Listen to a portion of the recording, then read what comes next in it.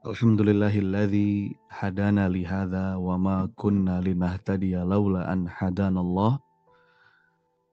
Asyhadu an la ilaha illallah wa asyhadu anna Muhammadan abduhu wa rasuluh. Allahumma shalli wa sallim wa barik ala Muhammad wa ala alihi wa ashabihi ajmain. Alhamdulillah segala puji bagi Allah Bapak Ibu yang masih mengizinkan kita untuk berkumpul malam hari ini di majelis ilmu yang mudah-mudahan sebagai upaya kita belajar terus jadi hamba yang lebih baik dan semakin baik dari hari ke hari. Dan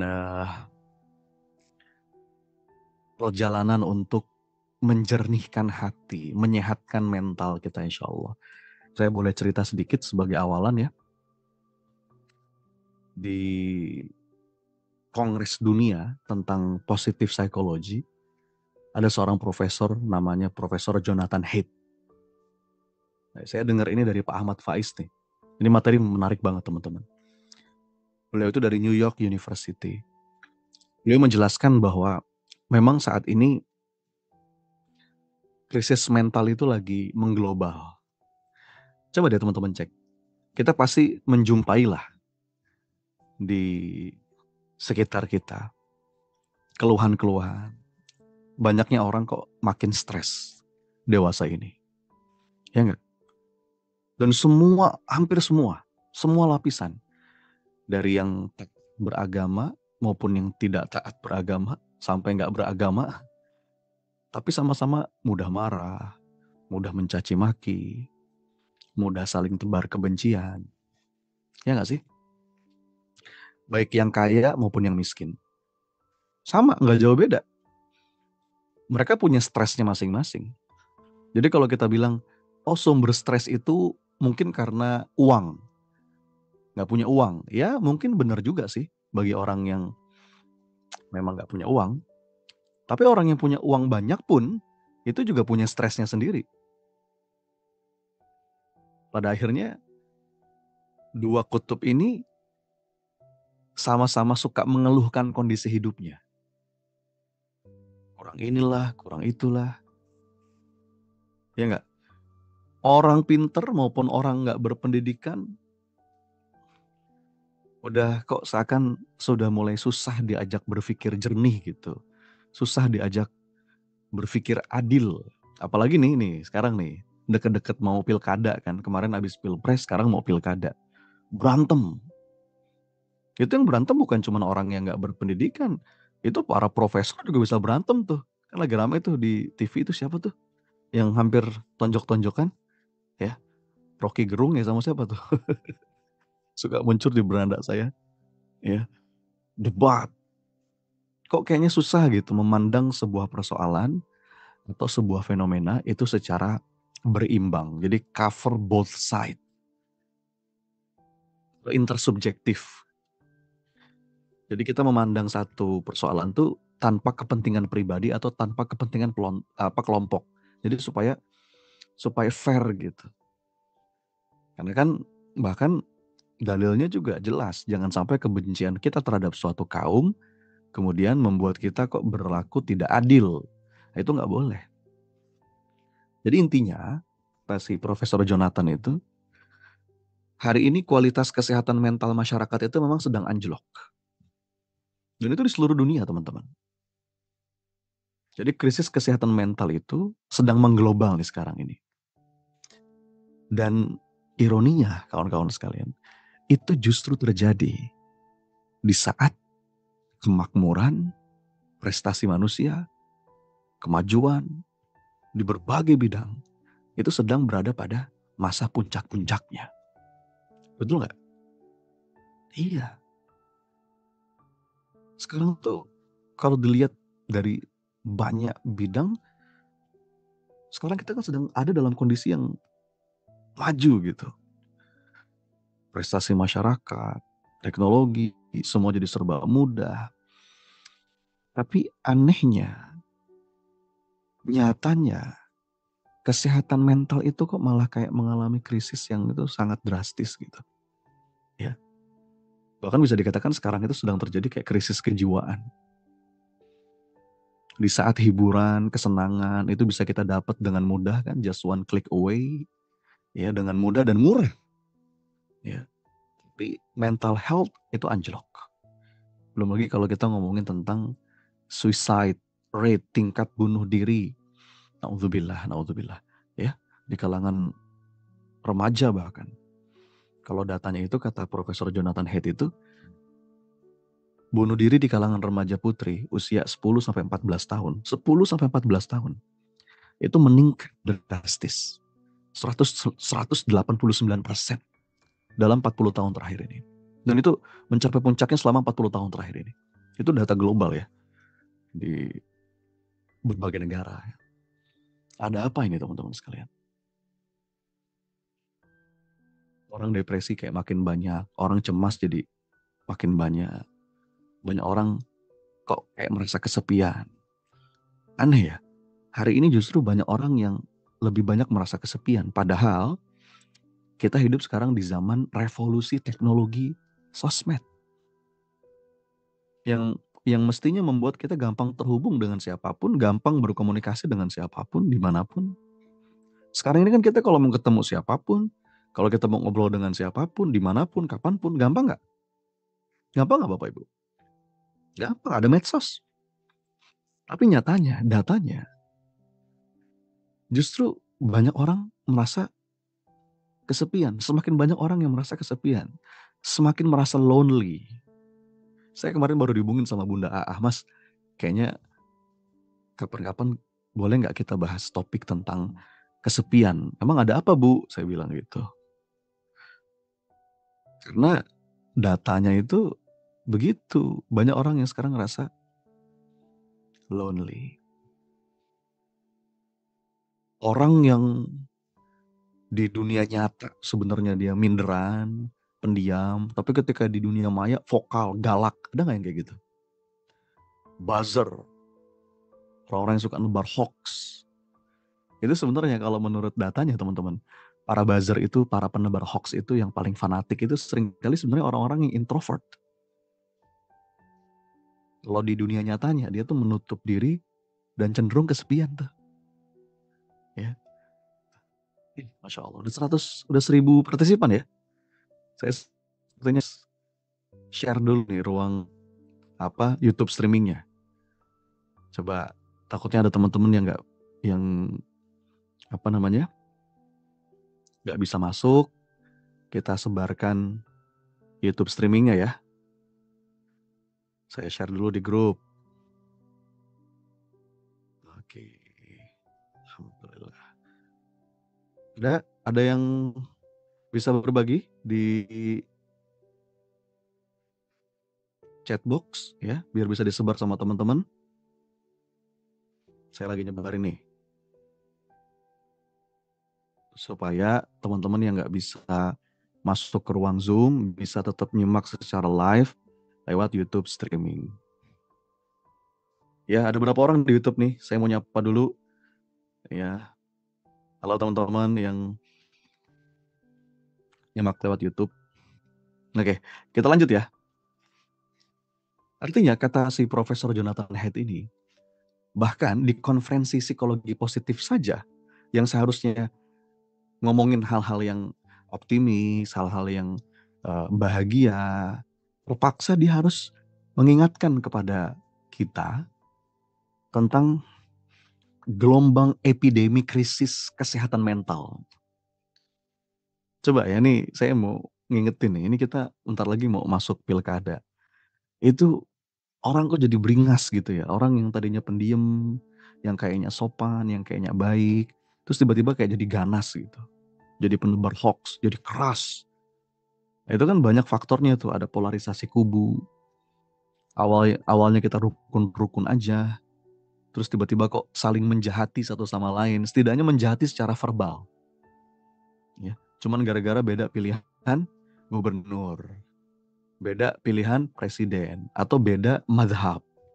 Itu satu grup pengajian bisa berantem tuh, bisa ribut nggak karu-karuan, ya, karena perbedaan mazhab, ya, terus dipanas-panasin dengan perbedaan kepala daerah. Teman-teman menangkap nggak sih fenomena ini? What happened? Sebetulnya apa sih yang sedang terjadi gitu ya? Apa yang sedang merasuki diri-diri kita ini? Sampai kok kayaknya kita kehilangan kehangatan, kita kehilangan sikap tenggang rasa terhadap orang lain yang mungkin berbeda pandangan. Ya ini teman-teman nanya gitu nggak sih di dalam diri tuh? Ini pertanyaan yang semestinya menggema di relung hati banyak orang. Ini banyak faktor sebetulnya, nggak bisa simpel ya ngebahas ini. Tapi coba kita kupas dalam satu perspektif lah. Kalau guru saya bilang, di antara sebabnya karena kita tuh sedang dirasuki virus ego. Kita sedang dirasuki virus ego. Nafsu, ngerasa bener sendiri. Itu virusnya halus banget, teman-teman. Dikatakan virusnya halus itu sampai-sampai orang yang terjangkit tuh virus ini, pasti dia nggak mau ngaku. Dia pasti menyangkal, dia pasti denial. Gitu. Ya. Nggak mungkin orang ngaku ego. Nggak mungkin orang ngaku dia ngerasa benar sendiri. Nah, makanya penting nih. Setidaknya kita mulai dari diri sendiri, dari kelompok kita gitu ya. Untuk menanamkan cinta yang besar, kebahagiaan, kedamaian, dimanapun kita berada. Jadi bahkan teman-teman kalau kita ngomongin mental health crisis tadi, kalau data di Indonesia itu lumayan juga memprihatinkan gitu. Ada data yang menunjukkan 200.000 orang Indonesia itu berniat bunuh diri setiap tahunnya. 200.000. Itu niat bunuh diri. Belum lagi ada data yang lain, paling tidak 15% atau 40 juta orang Indonesia kena gangguan jiwa. Dan data ini bahkan sebelum COVID loh teman-teman. Artinya setelah COVID diprediksi pasti lebih banyak. Kalau saya bilang sakit jiwa jangan langsung mikir yang berat-berat ya. Ada juga sakit jiwa yang ringan kan. Tadi itu temperamen, ya susah tidur, kok ngerasa nggak tenang, banyak cemas, resah, gelisah. Itu kalau datanya di Indonesia itu 40 juta orang. Ada apa ini teman-teman sekalian? Nah, lagi-lagi ya ini kajian yang memang kompleks. Tapi kita coba bahas dalam satu sudut pandang. Dari beberapa kajian yang pernah saya tahu, di antara yang menjadi sebab itu adalah social media. Apa? Social media. Saya dapat ini dari Pak Ahmad Faiz Zainuddin tuh. Ini dalam banget. Ini perlu kita sadari, perlu kita waspadai. Makanya saya kepengen ngebagi nih kepada teman-teman sekalian, supaya kita nggak masuk dalam jebakan ini. Ya, social media itu punya pengaruh yang cukup besar, yang membuat kesehatan mental seseorang itu jadi terganggu gitu. Iya. Nih, ada seorang peneliti namanya Johan Hari. Dia itu dari Cambridge University. Beliau mengatakan bahwa depresi dan kecemasan itu udah jadi wabah global sekarang.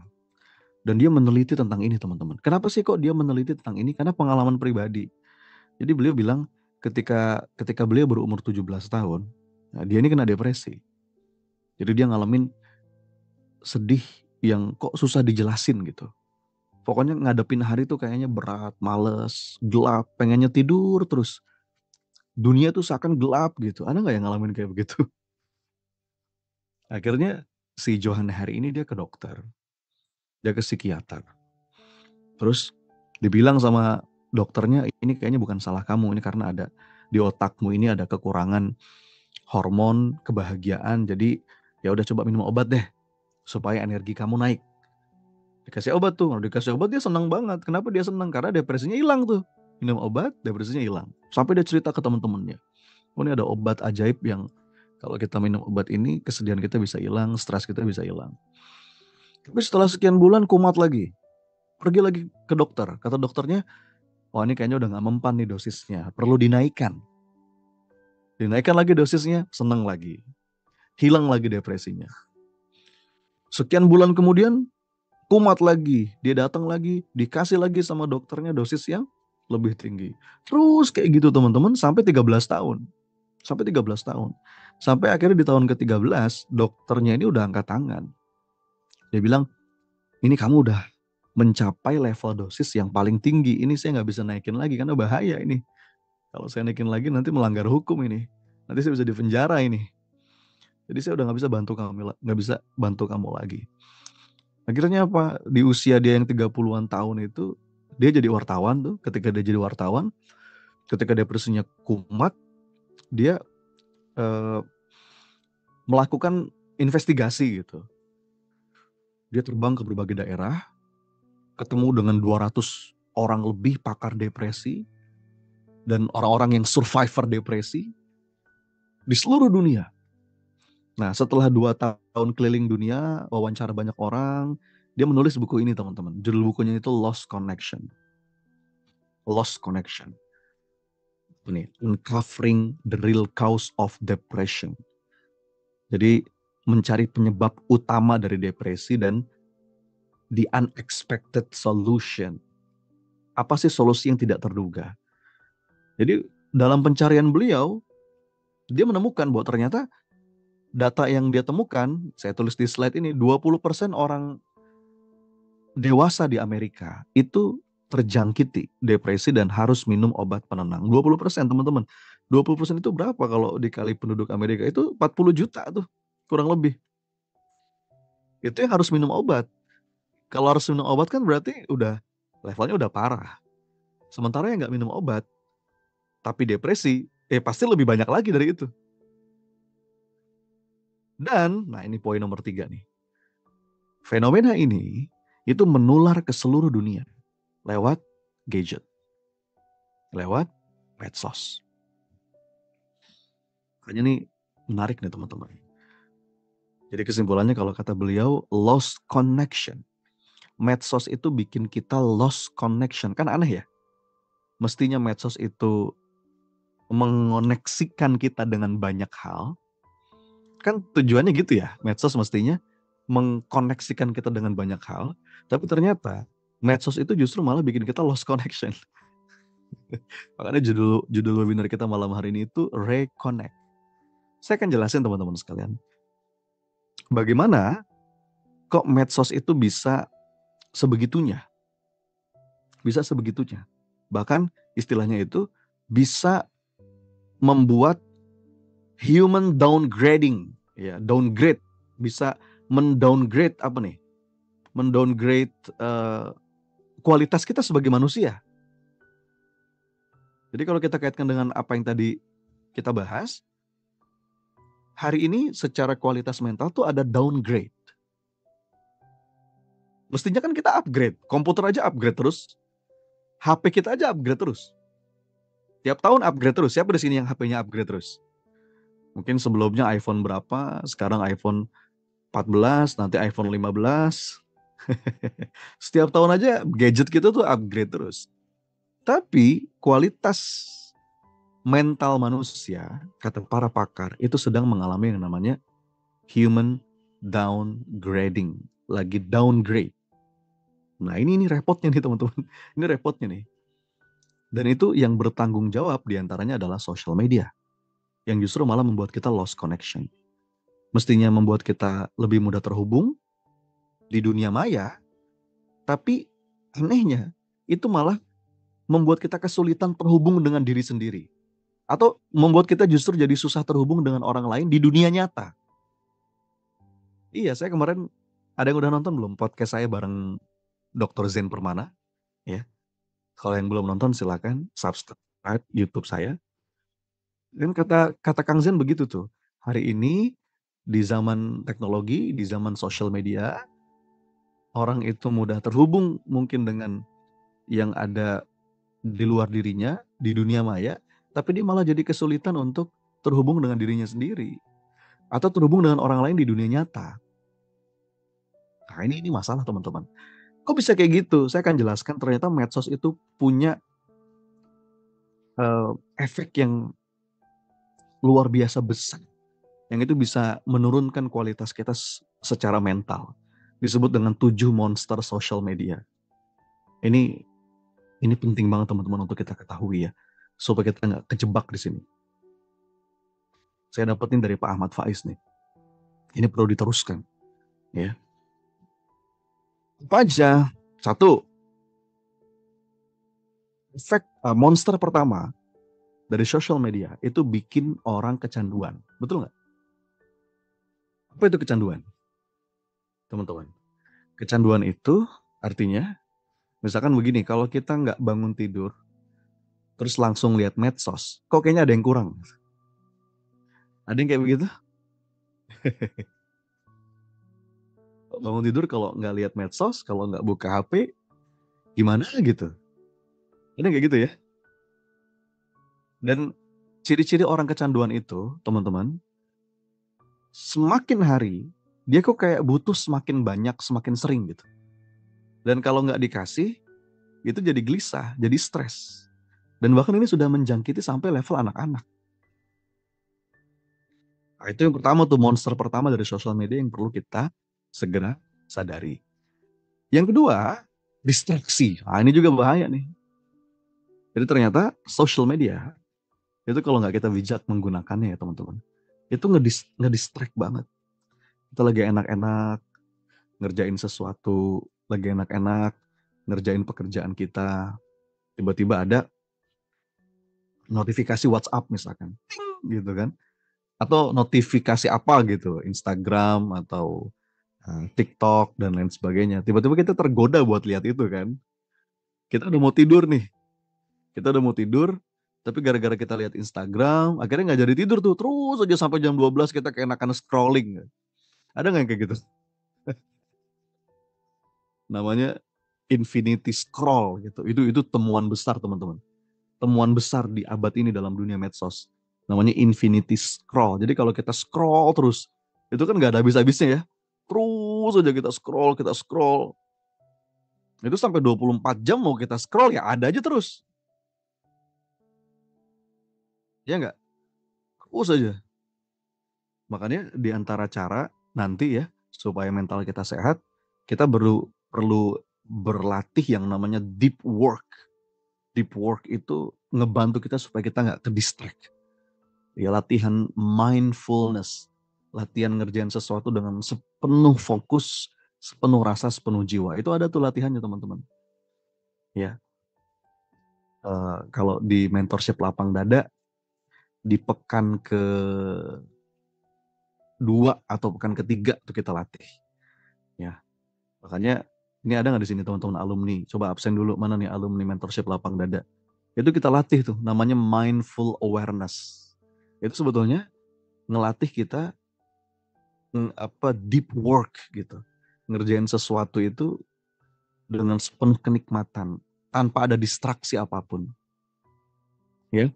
Nah, itu bahaya bahaya kedua dari social media yang bisa bikin kualitas kesehatan mental kita jadi downgrade. Apalagi yang ketiga, isolasi. Nah, ini juga bahaya nih teman-teman. Apa itu isolasi? Jadi bisa diprediksi orang yang semakin lama dengan medsosnya, dia akan semakin lama terisolasi dari dunia luar, dari dunia nyata. Bener gak sih? Ya. Itu risetnya Jonathan Haidt tuh. Jadi kalau kita lebih dari sekian menit setiap hari per medsos, kan medsosnya ada banyak nih, kita belum main Instagram, kita belum main TikTok, wah macam banget, banyak banget. Nah itu akan membuat kita jadi semakin terisolasi, dan itu tanda kita mulai kecanduan sebetulnya. Itu yang ketiga tuh, monster yang ketiga, yang bikin kualitas mental kita jadi downgrade. Apalagi yang keempat, banding-bandingin. Ayo, banding-bandingin. Ya, social comparison. Jadi kita jadi mudah membandingkan A dengan B, ya enggak? Ini bahaya teman-teman. Perbandingan itu dangerous. Kalau kata Pak Ahmad Faiz, guru saya, comparison is dangerous. Just don't compare, just don't. akhirnya kita jadi apa ya? Ya susah bersyukur gitu. Mentalitas perbandingan itu. Ini bahaya. Apalagi yang kelima. Nah, yang kelima itu namanya kesan palsu atau fake image. Coba teman-teman, kita kalau lihat postingan orang di Instagram, itu kan apa sih yang dia posting? Dia posting kan kondisi dia yang sedang dalam keadaan terbaik. Bener gak sih? Iya dong. Sekarang gini deh, Bapak Ibu teman-teman punya foto 10 nih. Kira-kira dari 10 itu, yang mana yang diposting? Pasti yang paling bagus kan? Iya. Dia lagi jalan-jalan ke luar negeri, mungkin foto berdua yang lagi mesra sama istrinya. Ya kenapa? Ya karena buat diposting di Instagram. Apakah setiap hari dia kayak gitu? Kan enggak juga. Bisa jadi mungkin rumah tangganya lagi berantem, ya kan? Tapi di Instagram kelihatannya mesra. Bisa jadi dia mungkin lagi dalam kesulitan keuangan, tapi di Instagram dia lagi jalan-jalan ke luar negeri. Itu namanya fake image, kesan palsu. Ya, itu yang kelima tuh. Itu cukup ganggu tuh, bikin downgrade mental health kita. Ada lagi yang keenam, ini juga yang bahaya, polarisasi. Tadi udah sempat saya mention ya. Apa itu polarisasi? Jadi orang itu jadi semakin terpolarisasi. Nanti saya akan jelaskan lebih detail setelah ini. Ada yang namanya echo chamber effect. Jadi kita tuh akan cenderung berkumpul dengan orang-orang yang opininya sama dengan kita. Coba nanti ya nih, ini udah mau deket pilkada nih. Kemarin deh ketika pilpres juga sama. Itu kan isi medsos kita itu cenderung yang sesuai dengan pilihan kita. Ya udah kayak gitu algoritmanya. Memang algoritma medsos tuh kayak begitu. Ya, pokoknya Instagram yang Anda buka, apapun, nanti feed Anda itu atau post-post yang muncul itu yang memang sesuai dengan selera Anda. Kalau misalkan Bapak Ibu sukanya tentang topik kajian, pengajian, ya udah, nanti yang muncul itu di wall Anda itu pengajian, kajian, ya enggak? Kalau Anda suka masak, apalagi contohnya, Anda suka apa? Suka lihat kucing gitu, atau apapun, suka yang lucu-lucu, nanti yang muncul ya itu semua di wall Anda. Ada yang suka make up, dan nanti kalau pas pilpres atau kalau pas pilkada, itu kan kita akan dikumpulkan dengan orang-orang yang sejenis, yang opininya sama, yang setipe. Dan itu akan bikin kita terpolarisasi. Jadi kita tuh kayak nggak bisa ngelihat opini pihak lain gitu. Karena kita dikumpulkan dengan orang-orang yang sesuai pendapatnya dengan kita. Ini bahaya teman. Saya akan jelaskan nanti kenapa ini bahaya. Kita jadi kayak nggak fair, kita jadi kayak nggak bijak gitu. Dan ini menurunkan kualitas kita sebagai manusia, human downgrading tadi. Apalagi yang ketujuh. Nah, yang ketujuh ini juga hoax, berita bohong. Jadi hoax itu, berita bohong itu akan menggema dengan sangat kencang kalau di medsos. Lebih cepat tersebar, lebih masif dibandingkan berita baik. Ya, kalau berita baik tuh biasanya kan nggak bombastis ya. Iya. Dan itu memang prinsip media kan, bad news is a good news. Ya mending kalau bad news tapi apa namanya, bukan hoax. Ini hoax lebih kenceng lagi dibandingkan bad news. Jadi hati-hati Bapak Ibu kawan-kawan, dengan medsos kita bisa terjangkiti 7 monster ini ya kalau kita nggak bijak. Dan itu bisa menurunkan kesehatan mental kita. Itu bisa bikin kita downgrade sebagai manusia. Kecanduan, distraksi, isolasi, ya. Banding-bandingin Anda dengan orang lain. Oh, kita lihat postingan di Instagram teman kita, teman SMP kita. Oh, ya enak ya lagi jalan-jalan ke Singapura gitu. Ya kita nggak tahu aja gimana kondisi batinnya dia. Bener nggak? Ya siapa tahu dia lagi punya masalah rumah tangga, makanya dia jalan-jalan ke Singapura gitu. Mungkin aja kan begitu, ya nggak? Sementara Anda mungkin nggak punya banyak uang, jadi nggak bisa jalan-jalan, tapi rumah tangga Anda harmonis. Mungkin begitu. Mungkin kan? Jadi kita tuh suka banding-bandingkan kekurangan kita dengan kelebihannya orang lain. Ya, kita ngelihat foto ada orang mesra sama pasangannya di medsos. Kenapa ya kok saya nggak kayak gitu sama pasangan saya? Oh, padahal itu fake image tadi tuh. Itu fake condition. Masih ingat ya? Dan semua itu akan menimbulkan kesehatan mental yang kurang baik. Orang jadi depresi, orang jadi banyak cemas. Naudzubillah min dzalik. Jadi teman-teman coba Anda kita lihat datanya ya. Nih kalau saya bagi dua nih ya. Nih kalau saya bagi dua, yang 5 pertama di atas itu bikin orang depresi, bikin orang anxiety, bikin orang tuh kayak bahkan pengen bunuh diri, naudzubillah. Coba lihat tadi datanya kan saya sampaikan. Anak remaja putri khususnya teman-teman. Kalau boleh didetailkan ya, dilengkapi, yang riskan itu remaja putri. Nanti ada penjelasannya ya. Kenapa kok bisa remaja putri? Umur 10 sampai 14 tahun.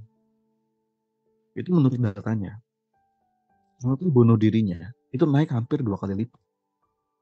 Dan itu tertinggi selama 40 tahun terakhir. Kok bisa gitu? Teman-teman umur 10 sampai 14 tahun, itu tuh yang dipikirin apa coba? Sampai depresi kayak gitu, bener gak sih? Mungkin kalau umurnya 35 tahun, anak kelima, stres gitu ya mikirin urusan keuangan, mungkin masalah di tempat kerja, stres dimarahin sama bos, ya umurnya udah separuh baya. Itu masih masih ya masih make sense gitu. Ini 10 tahun, 14 tahun, yang dipikir apa coba? Kok bisa sampai bunuh diri itu apa gitu? Dan ternyata pemicunya adalah diantaranya sosial media. Ya. Jadi yang 1 sampai 5 nih efeknya ini. Bahkan kalau yang 6 yang ke-7 itu efeknya bisa perang saudara, civil war. Masih ingat tadi ya, polarisasi, orang terbagi dalam kubu-kubu, hoax, ya. Berita bohong itu teman-teman, berita bohong itu bisa memicu perang saudara. Ya. Kalaupun belum perang saudara, minimal udah perang apa? Ya berantem lah satu sama lain kan, perang mulut gitu. Jadi hati-hati. Medsos itu bagus, bisa positif, selalu ada dua sisi koin ya. Tapi kita perlu bijak menggunakannya, kita perlu ekstra hati-hati karena tadi ini bisa menjadi penyebab human downgrading. Kesehatan mental kita jadi anjlok gitu ya. Nah, ada satu film yang bagus di Netflix judulnya Social Dilemma, teman-teman. Saya baru nonton tadi sama istri sore tadi. Ini ada foto nih, ada anak remaja, dia posting foto di Instagram gitu ya. Komentar-komentarnya sebetulnya sebagian besar bagus. Kamu cantik ya. Kamu luar biasa. You are so awesome. Tapi ada satu aja yang bikin komentar nggak enak. Can you make your ears bigger? Terus ada gambar kuping gajah. Maksudnya dia ngeledek. Kok kupingnya gitu banget gitu. Itu gara-gara satu komentar jelek aja. Dia bisa nangis tuh. Padahal yang lain itu bagus-bagus. Muji, apresiasi. Tapi satu aja. Itu bisa apa ya? Kena mental gitu. Makanya medsos itu bahaya buat anak-anak remaja, khususnya remaja putri karena dia sensitif dengan komentar teman-temannya, ya. Makanya kata para pakar, kalau bisa nih buat Bapak Ibu ya, remaja putri itu dijauhkan dulu dari medsos sebelum dia usianya 14 tahun. Itu udah batas minimal. Ya. Sebelum 14 tahun dijauhkan dulu dari medsos. Dan ternyata teman-teman, eh, datanya menunjukkan depresi, kecemasan itu meningkat drastis sejak tahun 2009. Jadi awalnya itu cenderung linear gitu ya, tiba-tiba naik di tahun 2009. Begitu dicek ada apa? Ternyata di tahun itu Facebook itu meluncing fitur baru yaitu like dan unlike. Like dan unlike. Itu fitur baru di launching tahun 2009. Nah, bagi remaja putri, meskipun dia dapat 100 like, tapi kalau ada satu aja yang unlike, itu kepikiran tuh. Itu langsung ngedown ya enggak, bahkan sampai depresi. Dia pengen membuat semua orang suka sama dia, padahal nggak mungkin. Jadi sebetulnya bahkan kata si profesor ini bukan medsosnya yang berbahaya, tapi like dan unlike-nya itu yang bisa bikin orang tuh jadi sensitif. Ya, bagus tonton filmnya kalau kalau di Netflix judulnya Social Dilemma ya. Ada yang udah nonton belum? Saya udah lama tahu sih, cuman baru tadi tuh nonton lengkapnya sama sama istri. Jadi ini film bagus banget. Ini film dokumenter ya. Dia menggambarkan dengan sangat bagus tentang dilemanya sosial media. Ya, apa dampak dari medsos dan teknologi ini pada umat manusia. Jadi memang kesimpulannya apa? Kesimpulannya sosial media itu termasuk games, apps, apapun itu memang dengan sengaja didesain untuk bikin kita kecanduan. Betul nggak? Bikin kita kecanduan. Jadi ternyata teman-teman di balik eh, Facebook, di balik Instagram, itu tuh ada banyak sekali dokter-dokter di bidang psikologi, di bidang teknologi yang memang mendesain supaya medsosnya itu, aplikasinya itu, gamesnya itu bikin orang kecanduan. Disebut dengan attention economy. Ya. Ini nih judulnya nih di slide. Kalau mau nonton di Netflix judulnya Social Dilemma. Ya. Jadi memang didesain seperti itu. Apa itu attention economy, teman-teman? Jadi mereka itu akan berebut perhatian Anda gitu loh. Ya Facebook, ya Instagram, pokoknya semua aplikasi itu. Bagaimana cara menghitung seberapa bagus performance dia, bagus atau tidaknya performance dia. Itu dihitungnya berdasarkan berapa lama Anda memakai games itu, memakai aplikasi itu, memakai medsos itu. Semakin Anda lama membersamai aplikasi itu, maka dikatakan dia semakin berhasil. Dia semakin berhasil mengcapture perhatian Anda. Itu ukuran keberhasilannya teman-teman. Itu KPI-nya gitu. Jadi semakin lama Anda buka Instagram, semakin lama Anda buka TikTok, semakin lama Anda buka Facebook, semakin lama Anda main games, maka dia semakin berhasil. Berapa jam Anda per hari membuka aplikasi itu, menatap Facebook itu, dari situlah nanti dia bisa pasang iklan, ya kan? Ya, dan itu yang disebut dengan attention economy. Ya. Teman-teman ini kita perlu sadari ya. Kita perlu sadari agar kita bisa mengendalikan. Tadi balik lagi tujuannya apa sih? Untuk supaya mental kita sehat gitu. Jangan sampai kita downgrade secara kesehatan mental. Akhirnya kita bingung sendiri, kenapa ya kok banyak gelisah, banyak cemas, banyak nggak nyaman, banyak kosong. Ya, ini di film itu ada seorang pakar namanya Aza Raskin. Ya, beliau ini dulu pernah kerja di The Firefox ya, Mozilla kalau ada yang pernah tahu. Dan dia merasa bersalah. Kenapa? Karena dia juga ikut membantu mendesain teknologi supaya bikin orang jadi kecanduan. Dia merasa ikut bertanggung jawab mendesain teknologi akhirnya jadi polarisasi. Akhirnya dia mendirikan satu lembaga namanya Center for Human Technology. Jadi dia bilang, saya itu sebagai pelaku saya merasa bersalah di film itu ya. Karena dia bilang kami bisa loh menjungkir balikan kelakuan manusia dengan merancang sebuah game, sebuah aplikasi atau social media yang bikin orang itu kecanduan sama produk kita. Jadi ini kesimpulannya. Social media, game, apps itu dirancang memang untuk menjungkir balikan kelakuan manusia atau human behavior. Ya. Lagi di film itu disebutkan nih pakar yang lain nih, namanya Tristan Harris. Yaitu dulu pernah kerja di Twitter. Jadi kata dia, berita bohong, ada tulisannya ya, fake news spread 6 times faster than true news. Jadi berita hoax itu, berita bohong itu akan menyebar lebih cepat 6 kali di sini dibandingkan berita benar. Kenapa? Karena kebanyakan berita benar itu kan nggak bombastis. Kebanyakan berita benar itu kan tidak mengcapture perhatian. Tapi kalau berita bohong itu langsung emosi, ya enggak? Lalu langsung pengen disebarin sesegera mungkin, sebar, blast. Makanya berita bohong itu cenderung lebih cepat tersebar. False information itu lebih cepat tersebar dibandingkan truth. Ya. Kita bisa aja benar, tapi kita nggak akan didengar banyak orang. Tapi begitu kita bikin berita bohong, ya enggak? Apalagi kalau masyarakat lagi terpolarisasi, ini pas lagi ada pilkada, lagi pilpres, lagi ada perdebatan antar madhab, itu berita bohong itu akan cepat nyebar gitu dengan sangat cepat gitu. Ya. Ada lagi nih pakar yang lain nih, ini orang YouTube nih. Jadi eh, dia bilang actually increasing polarization in society.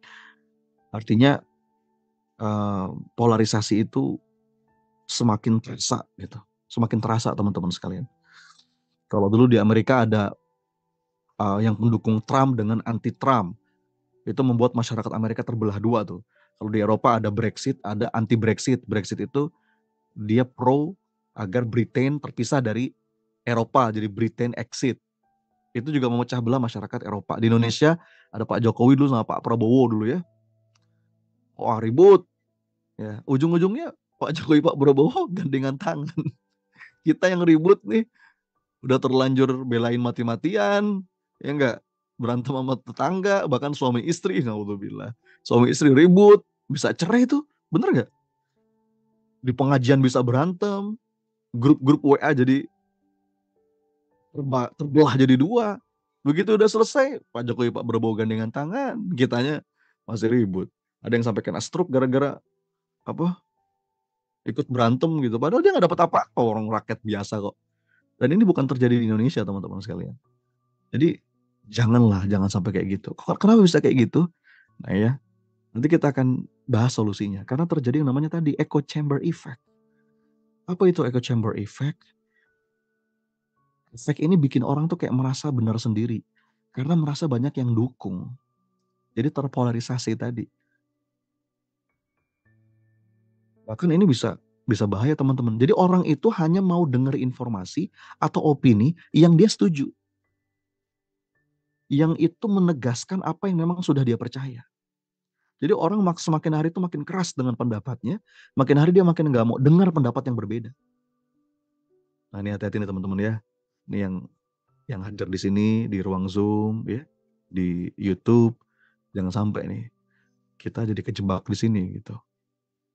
Intinya saya mau menutup dengan sebuah statement dari Martin Seligman, kata dia, hari ini terjadi kemerosotan kesehatan mental yang luar biasa di saat kemajuan teknologi lagi puncak-puncaknya. Ya, merosot drastis. Nah, sekarang pertanyaan saya, terus harus kayak gimana? Terus harus kayak gimana? Apa yang harus dilakukan kira-kira teman-teman? Dengan keadaan seperti ini. Ada yang mau ngasih usulan nggak? Kita bahas nanti. Lagi-lagi ya. Nah, kalau kita masuk ke tema kita malam hari ini, ada banyak ada banyak hal ya. Ini masalah yang cukup kompleks, tidak bisa disederhanakan dengan beberapa langkah. Tapi kalau memang ada beberapa langkah yang sangat penting dan sangat mendasar, jawaban saya adalah apa yang harus kita lakukan dimulai dengan reconnection, menjalin kembali koneksi dan hubungan. Ya, saya akan bahas teman-teman sekalian. Paling tidak ada empat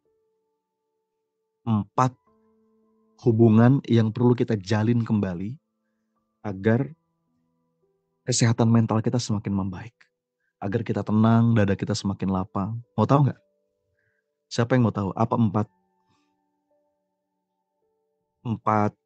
apa namanya hubungan yang perlu kita jalin kembali?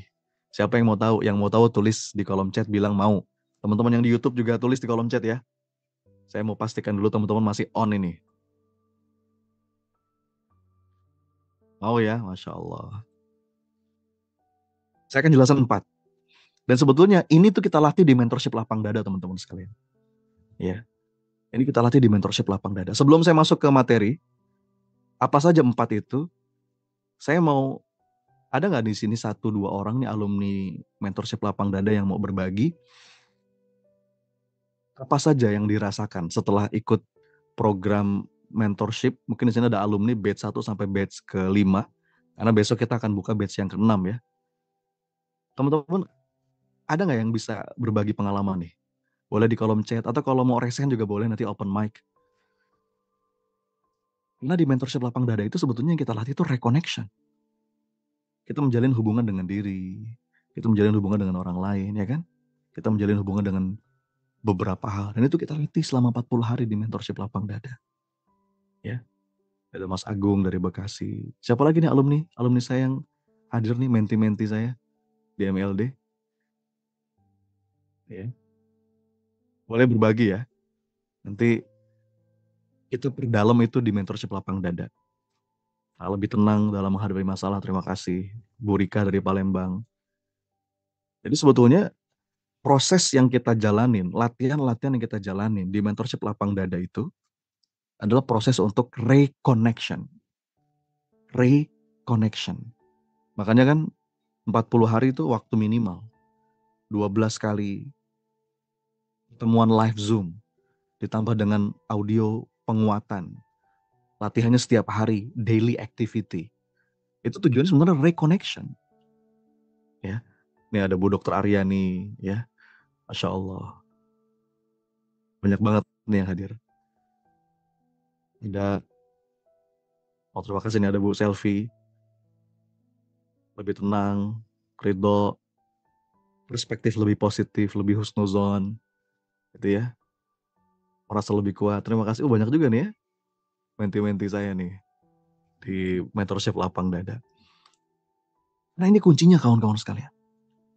Lagi-lagi ya, saya disclaimer dulu. Tentu masalah ini bukan masalah yang ringan, ini kompleks dan tidak bisa disederhanakan dengan beberapa langkah. Tapi kalau seandainya ada beberapa langkah penting dan langkah yang sangat mendasar, itu jawabannya adalah reconnection, teman-teman. Reconnect, menjalin kembali hubungan, menjalin kembali koneksi. Dengan apa dan dengan siapa saja? Ya kita bahas. Ada 4. Siapa yang mau tahu? Ya. Terima kasih ya teman-teman yang udah berbagi di chat box nih. Ya. Ada 4. Saya bahas dulu yang pertama. Terus bagaimana langkahnya? Yang pertama, reconnect dengan siapa? Jalin hubungan dengan orang-orang terkasih. Itu yang pertama. Ya. Jalin hubungan yang kuat. Jalin hubungan yang menyenangkan dengan orang-orang terkasih. Nah ini resep dari Johan Hari tuh yang tadi penulis buku Lost Connection. Karena seringkali yang membuat kita itu stres, cemas, depresi, banyak nggak tenang. Tadi ya, kita merasa kesehatan mental kita kok kayak downgrade. Itu karena lost connection. Kita terputus hubungan dengan orang-orang dekat. Dengan istri, dengan anak, dengan suami, dengan orang tua. Kita lost connection. Itu yang membuat kita jadi kayak kosong gitu ya. Makanya di situ ada 2 atau paling tidak. Yang pertama, make time, family time. Teman-teman, ini penting. Luangkanlah waktu untuk menjalin hubungan dengan orang-orang terdekat. Ya. Jadi, kalau kita pengen punya ikatan yang kuat dan bahagia, kita perlu make time. Sibuk itu ilusi. Ini tentang prioritas. Kita perlu menyempatkan waktu untuk makan malam bareng keluarga. Ya. Pokoknya nggak pedulilah keluarga kita kayak gimana, sedang bermasalah atau sedang baik-baik saja. Saya rasa family time ini wajib. Setidaknya ya seminggu sekali kita kumpul, seluruh anggota keluarga kumpul bareng. Jangan tanya ngapain dulu, yang penting kumpul aja dulu. Ngapainnya tuh nanti, yang penting kumpul aja dulu. Sama kayak kita wukuf di di Arafah. Itu kan yang penting kan kumpulnya. Yang wajib tuh cuma kumpul aja di Arafah. Nggak ada, yang lain tuh nggak wajib. Ya. Tapi kumpul satu waktu, satu momen di Padang Arafah itu yang wajib. Jadi ini perlu kita renungkan. Kalau kita pengen ngebangun kondisi batin yang nyaman, ya, jadi kita pengen ngejaga anak-anak kita tadi ya, supaya anak-anak kita nggak kena fenomena tadi ya, depresi, anxiety, human downgrading tadi. Kita perlu ngebangun keluarga yang kuat, keluarga yang baik. Mau apapun sibuknya, anak, istri, suami, mau jauh atau berjauhan sekalipun, coba deh seminggu sekali kita bikin acara bareng. Kalau di luar kota lewat Zoom. Yang penting kumpul, karena ini akan menjadi perekat utama semua anggota keluarga. Ya. Wajibnya itu kumpul. Nah, sunnahnya apa? Ya sunnahnya main bareng. Ketika ngumpul tuh ngapain? Bisa banyak hal yang dilakukan. Tapi yang pasti dalam keadaan bahagia. Ya. Kumpulnya itu harus menyenangkan buat semua anggota keluarga. Nggak boleh jadi ajang menghakimi anak yang nakal misalkan. Kita ngumpul buat menghakimi, enggak. Itu jadi akhirnya kalau itu jadi momen seperti itu, beberapa anggota keluarga jadi nggak nyaman dengan ngumpulnya itu. Jadi play together, kita ngumpul bareng. Dari yang paling tua sampai yang paling kecil, itu harus jadi momentum yang ditunggu-tunggu. Nonton bareng boleh, main game bareng boleh, mau ada acara yasinan, kajian boleh, ya ganti-gantian aja tuh kan. Jadi ada learn together, ya. Kalau anaknya jauh, pakai Zoom, ya. Kecuali yang di pesantren ya kan nggak bisa. Tapi ada jadwalnya untuk kita kumpul bareng, ngobrol bareng. Kalau kalau bisa ada majelis ilmu lebih bagus, atau ngundang ustadz mungkin, atau cukup setiap orang gantian untuk ngasih materi. Mungkin hari ini ayahnya ngasih materi kultum ya. Apa itu kultum? Kuliah terserah antum ya. Minggu depan anaknya yang pertama ngasih materi, minggu depan lagi ibunya ngasih materi. Ya, cuma 5 menit, 10 menit nggak apa-apa, yang penting ada ilmunya di situ. Jadi tiap pekan itu update apa yang mereka pelajari, apa yang mereka lakukan, apa yang mereka kerjain. Ini bisa mengurangi kesalahpahaman di antara keluarga. Doa bareng di situ, ya.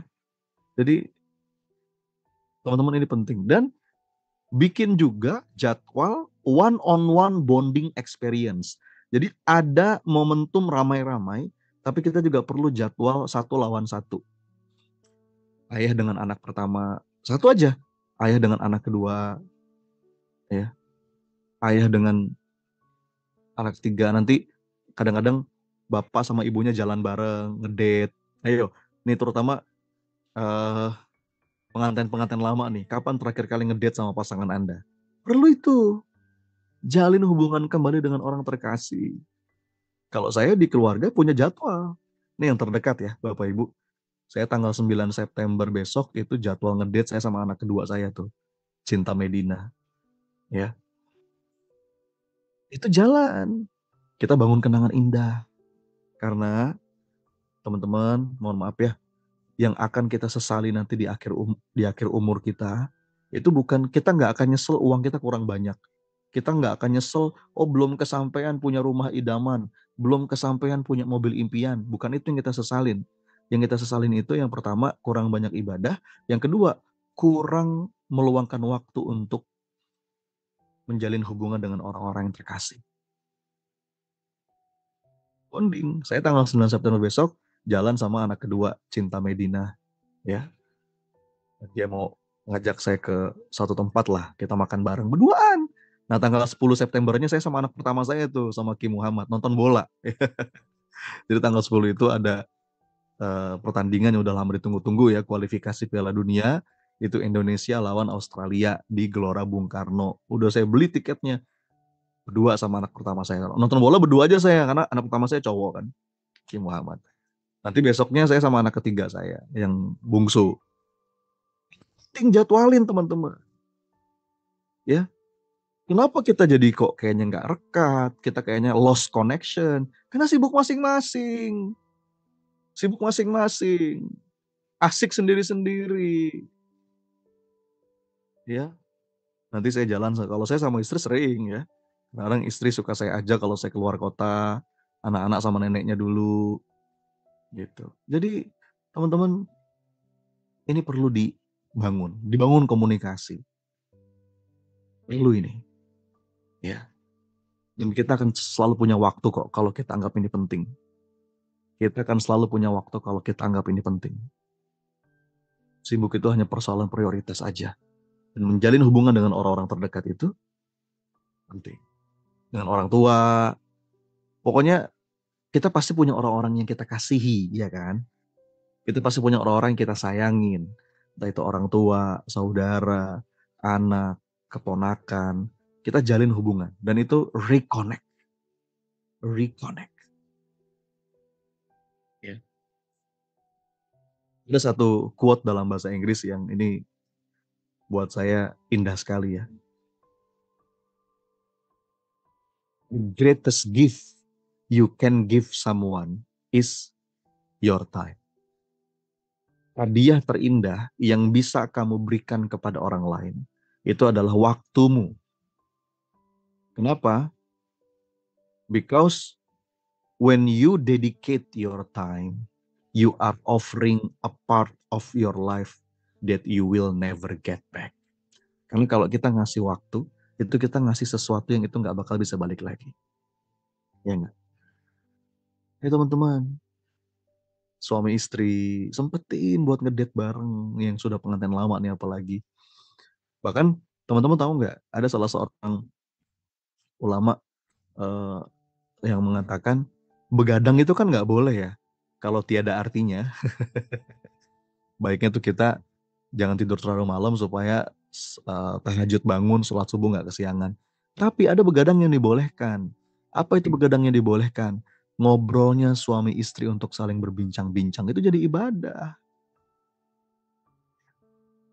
Jadi itu yang pertama, reconnect yang pertama. Menjalin hubungan dengan orang-orang terkasih. Oke? Itu nyehatin mental banget teman-teman. Kita tuh tadi kan kejebak sama isolasi. Masih ingat tadi salah satu monster dari sosial media, kita kayak terisolasi. Kita asik dengan sendiri. Nih betul nih kata Mbak Putri Anastasia. Nanti saat kita udah dipisahkan sama maut, baru sadar. Oh, kebersamaan tuh berharga banget ya. Iya, berharga banget kebersamaan itu. Luangkan waktu teman-teman, bangun komunikasi, ngomong dari hati ke hati. Itu penting, reconnect yang pertama. Reconnect yang pertama. Ya. Kalau belum selaras gimana? Ya kita jalanin prosesnya.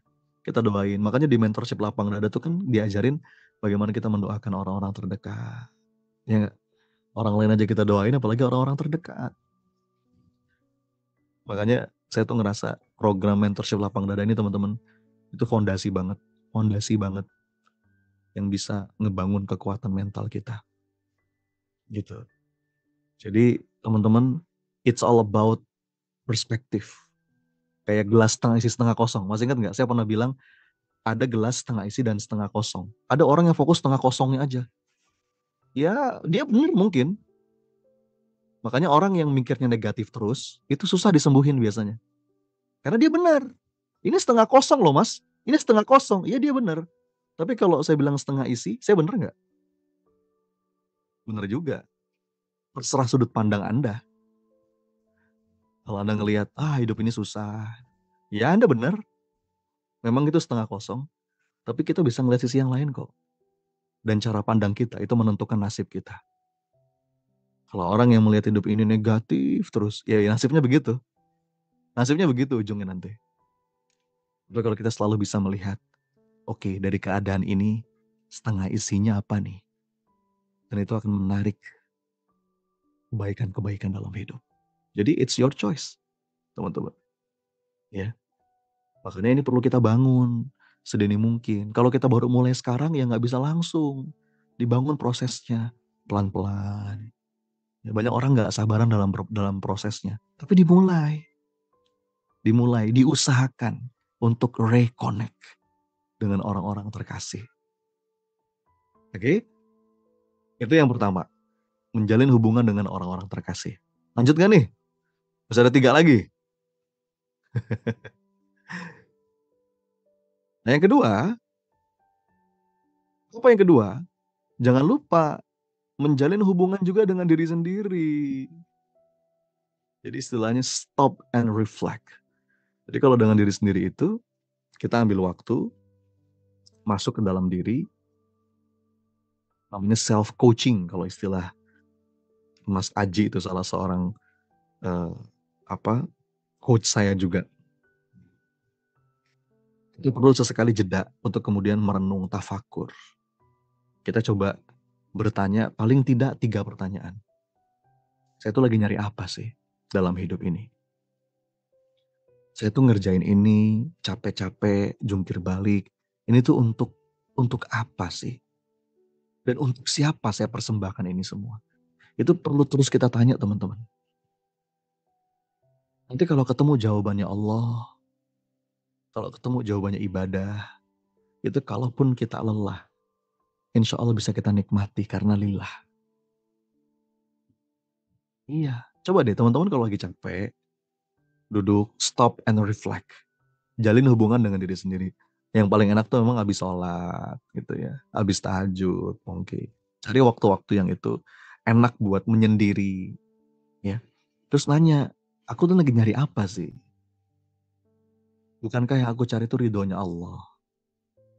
Bener gak sih ridhonya Allah yang lagi dicari? Atau jangan-jangan nyari yang lain nih? Alasan capek. Hidup cuma ngikutin nafsu. Ya. Begitu kita dapat jawabannya. Dan jawabannya bukan pakai mulut ya. Pelan-pelan aja. Nanti biar hati yang ngejawab. Biar kolbu kita yang ngejawab. Istaftik kolbak. Sampai ketemu, aku nyari ridhomu ya Allah. Maka dalam keadaan seperti itu, kalaupun kita capek, kita mungkin terluka, kita mungkin ada kecewa dalam hidup, itu jadi enak. Ya gak sih? Stop and reflect. Itu ngejalin hubungan dengan diri sendiri. Penting. Ya. Yang kedua. Ini apa sih aku nih? Kalau kata Nabi, anak Adam itu kalau dikasih satu lembah emas, dia pasti kepengen yang kedua, pengen yang ketiga. Terus gitu, nggak ada rasa puasnya, nggak ada rasa cukupnya.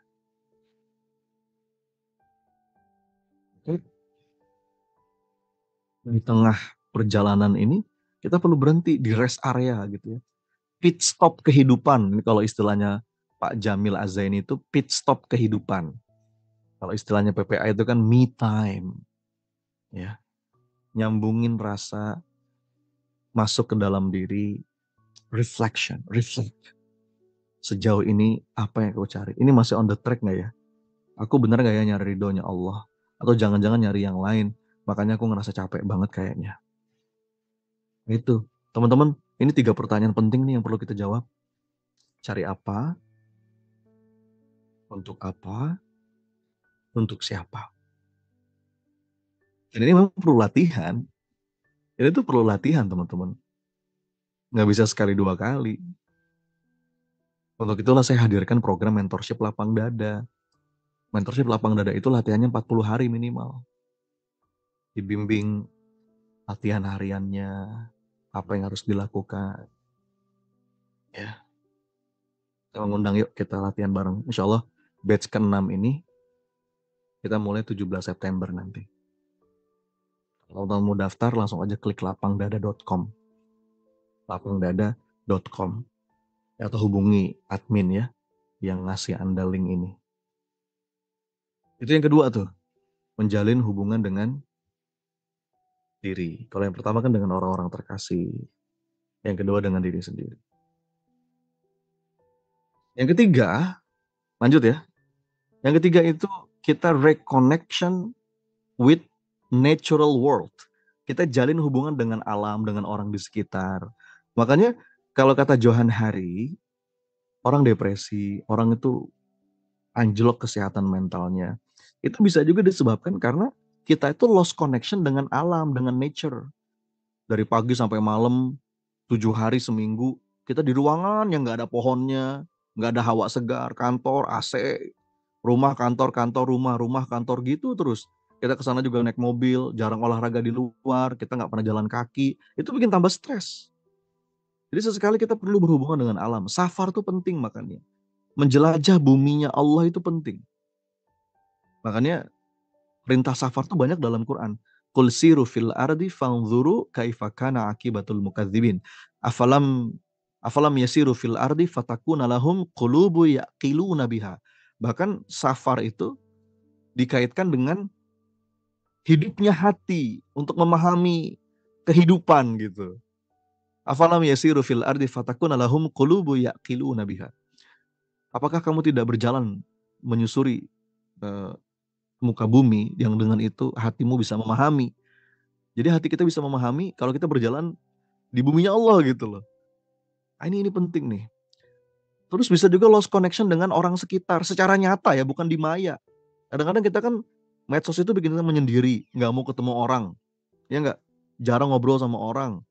Kalaupun kita ngobrol di medsos pakai anonim, terus kita ngasih komentar-komentar aja kan, nggak pernah bertemu orang tatap muka, itu juga bisa bikin depresi itu, bisa bikin kualitas kesehatan mental kita downgrade tadi, ya. Makanya banyak jalan safar. Kalau kata para ulama dalam banyak kitab tuh dibahas tuh, safar itu banyak banget manfaatnya. Satu, dia menghilangkan kesumpekan, ya, menghilangkan kesusahan. Ini kata Imam Syafi'i nih, gitu. Yang kedua, apalagi nambah ilmu, nambah amal. Kan kalau kita niatin jadi ibadah, safarnya kita jadi amal soleh tuh. Kita menemukan kebijaksanaan, ketemu orang yang beda-beda, ada orang beda pandangan, beda pendapat, kita jadi lebih bijak dan nambah saudara. Jadi jalin hubungan dengan alam, ya. Makanya bisa jadi orang itu ada benar juga kalau ada ungkapan yang mengatakan orang jadi kurang sehat mentalnya karena kurang piknik gitu. Yang keempat itu puncaknya. Nah, ini puncaknya. Menjalin hubungan yang lebih dalam dengan Rabb semesta. Menjalin hubungan yang lebih dalam dengan penggenggam hati dan pemilik hati kita, Allah Azza wa Jalla. Ya. Jadi semua itu ujungnya ke sini, puncaknya tuh ke sini. Ya. Ayo yang mau ke Turki tinggal daftar aja, cek aja nanti di perjalanan hikmah ya. Ujungnya ke sini. Terhubung dengan orang-orang terkasih, terhubung dengan diri sendiri, terhubung dengan orang lain, terhubung dengan alam. Ujungnya adalah nganterin kita terhubung dengan Allah. Ya, terhubung dengan Allah. Jadi teman-teman, ini penting. Dan kata para ulama, paling tidak seseorang hamba itu kan terhubung dengan Allah memang ada level-levelnya. Yang paling mudah kan menghubungkan hati kita dengan Allah itu lewat zikir. Betul nggak? Reconnect to Allah. Yang paling mudah itu lewat zikir. Karena zikir itu ibadah yang nggak ada batas waktu dan nggak ada batas tempat. Dimanapun, dalam keadaan apapun, dalam kondisi apapun, nggak ada uzur apapun yang bisa jadi alasan, kita tetap bisa zikir. Makanya reconnect to Allah itu itu yang paling mudah dengan zikir. Dan kata para ulama, memang zikir itu ada beberapa tingkatan-tingkatannya. Ya. Yang pertama, ada orang berzikir mulutnya tapi pikiran dan hatinya lalai. Itu level 1. Ya. Itu aja udah bagus tuh, alhamdulillah. Daripada, ya lebih baik kita mulut berzikir, walaupun hati masih lalai, dibandingkan gak berzikir sama sekali. Itu level 1. Nanti lebih dalam lagi kita jalin hubungan dengan Allah, masuk level 2. Mulut yang ngucap, pikirannya ikut sadar. Memahami apa yang betul-betul, apa yang dia baca. Ya, dia paham bahwa ini yang sedang dia baca. Makin nyambung tuh, reconnect-nya makin kerasa. Ada lagi yang ketiga, lebih dalam lagi level berikutnya, bukan cuma dengan kesadaran pikiran, tapi dengan hati yang juga ikut menjiwai. Ada rasa butuh di situ, ada rasa hina di situ. Ya. Sampai puncaknya teman-teman, ketika zikir itu betul-betul bisa melapangkan dada kita. Zikir itu bisa mengantarkan kita bulat berserah kepada Allah. Jadi puncak dari reconnect kita sebagai seorang hamba adalah zikrullah ta'ala.